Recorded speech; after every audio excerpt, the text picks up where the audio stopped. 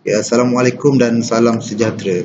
Okay. Ketemu lagi dengan saya Dukun Forex. Hari ini kita akan bincangkan ada 3 jenis pair. First sekali di GBP Japan. GBP Japan kat sini ada dia punya resistance. Ini adalah resistance yang perhampiran dekat 133.28.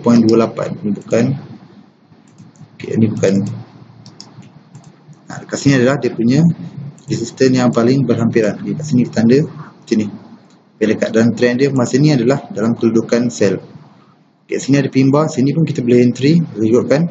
Tapi kita tengok dekat sini ada resistance dah paling dekat. Jadi kita akan ambil kat sini, tarik guna crosshair, kan jarakkan sikit, tarik ke bawah lebih pada dalam 80 pip. Jadi automatik kita akan cari peluang entry area berdekatan dengan sini. Sini dekat 1 lebih kurang 13280, kita ambil 13280 kat sini sell limit, dan automatic stop loss dia duduk dekat atas dia. Okay, area sini dekat 13280, stop loss dia kita tarik 80 pip, jadi kat atas stop loss dia automatic kita dapat EP dia. Okay, nombor 2 dekat Euro Japan. Euro Japan tengok trend dia pun masih dalam kedudukan dia sell. Okay, bila sell kat sini kita nak tengok price action dalam bentuk sell. Yang ni price ni dia mungkin daripada dia dah tembus dia punya resistance, kemungkinan besar dia boleh test resistance yang berhampiran.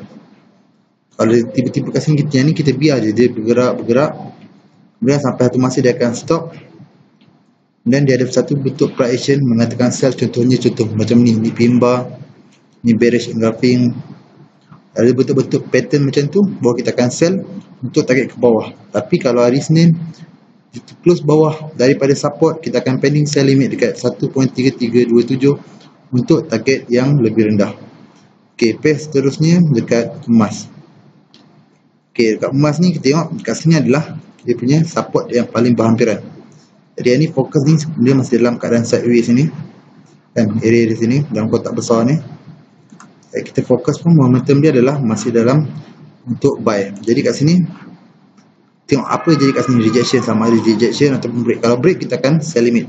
Okay, kalau dia break atas ni, dekat break atas daripada 1.335, sini kena perhatikan. Kalau dia break atas ni kita akan buy limit untuk target yang lebih tinggi, gunakan stop loss 100 hingga 150 pip bagi di time frame daily.